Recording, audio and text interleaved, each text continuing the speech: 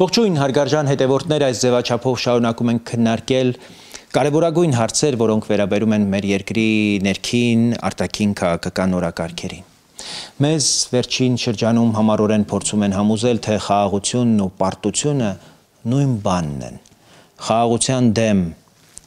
տոտալ գրոհները, տոտալ հարձակումների միակ նպատակը հենց դա է՝ աղավաղել խաղաղություն բառի իմաստը, թուլացնել մեր կամքը եւ համոզել, որ խաղաղությունը ձեռք է բերվում միայն զիջումների, միայն հրաժարումների, միայն ծնկի գալու գնով։ Բայց դա այդպես չէ, դա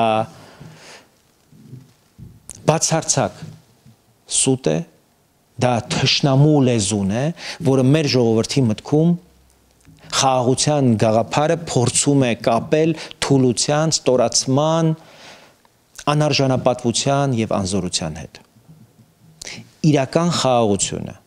պարտությունից չի ծնվում, իրական խաղաղությունը ծնվում է ուժից։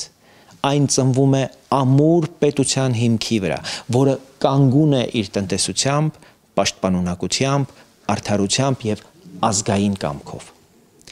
Խաղաղություն չի նշանակում անզորություն։ Խաղաղություն չի նշանակում թուլություն կամ անճարություն։ Խաղաղություն նշանակում է ուժեղ տնտեսություն, որն ապահովում է պետության կենսունակությունը, պետության կայունությունը, սոցիալական արդարությունը եւ քաղաքացիների բարեկեցությունը։ Խաղաղություն նշանակում է հզոր ու մրցունակ արդյունաբերություն, որը ստեղծում է աշխատատեղեր բարձր աշխատավարձերով եւ ուժեղացնում է պետության սուվերենությունը։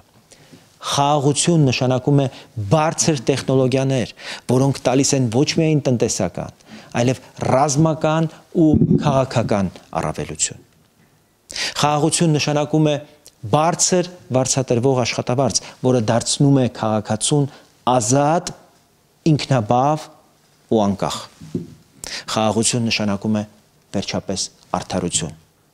Դատական համակարգ, որն անկախ է քաղաքական ճնշումներից եւ ծառայում է բացառապես օրենքին։ Արդի աշխարհում խաղաղությունը ոչ թե պայքարի վերջն է, այլ դրա ամենաբարձր ձևը։ Խաղաղություն կառուցել նշանակում է ստեղծել պետություն, որը ոչ ոք չի կարող նվաճել ոչ դիվանագիտական ճնշմամբ, ոչ էլ տնտեսական ճնշումներով։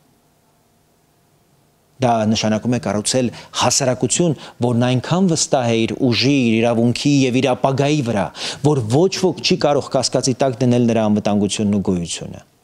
Դա նշանակում է ունենալ բանակ, որն իր սպառնալիքով կանխում է պատերազմը։ Տնտեսություն, որն իր հզորությամբ կանխում է արտաքին կախվածությունը։ Եվ վերջապես քաղաքական համակարգ, որն իր կայունությամբ կանխում է օտար միջամտությունները։ Խաղաղություն կառուցելը միայն արտաքին քաղաքականության հարց չէ։ Դա ներքին պետական համակարգի կառուցման, արդարության հաստատման եւ ազգային ինքնության ամրապնդման երկարաժամկետ գործընթաց է։ Պետությունը խաղաղ է, երբ նրա քաղաքացին հավատում է օրենքին եւ վստահում իր դատարաններին։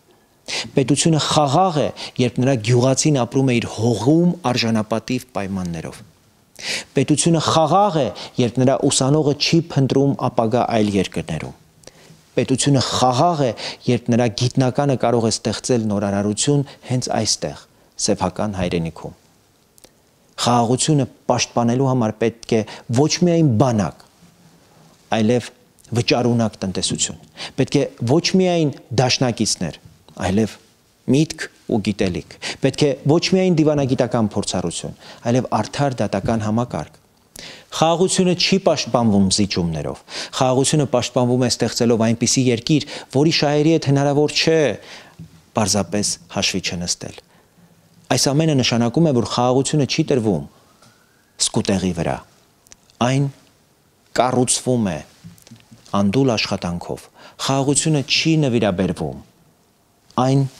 նվաճվում ու հաստատվում է։ Խաղաղությունը չի պահպանվում վախով, այն պահպանվում է ու պաշտպանվում է ուժով։ Եվ հենց այդ պատճառով մեր պայքարի առանցքում խաղաղությունը ոչ թե որպես երազանք է, այլ ծրագիր։ Մենք չենք ուզում խաղաղություն խոնարհությամբ, կրացած, ծնկի եկած։ Մենք ուզում ենք խաղաղություն արժանապատվության հիմքով։ Մենք չենք ձգտում խաղաղության տարածքների կամ ինքնիշխանության գնով։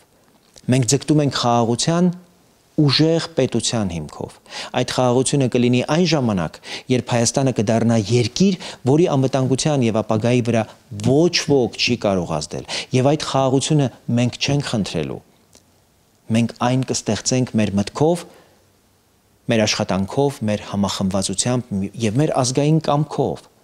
Սա է մեր պայքարի իմաստը, սա է մեր նպատակը եւ սա է այն խաղաղությունը, որի համար արժե ապրել, աշխատել եւ պայքարել։